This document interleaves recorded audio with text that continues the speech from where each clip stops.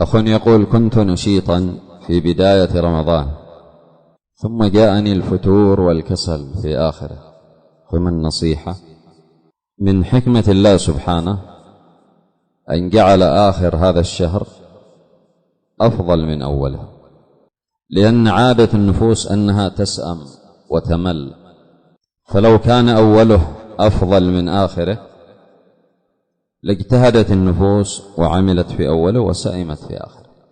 ولكن مما يحفزك على أن تزداد من الخير تذكر الفضل الذي في هذه الأيام والليالي، فضل عظيم، فضل كبير في هذه الأيام والليالي. هذا الفضل الذي جعله الله فيها مما ينشط الإنسان ومما يحفزه على أن يجتهد أكثر وأن ينشط رجاء أن يحصل له الخير في هذه الأيام.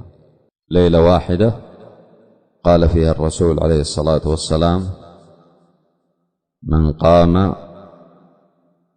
ليلة القدر إيمانا واحتسابا غفر له ما تقدم من ذنبه.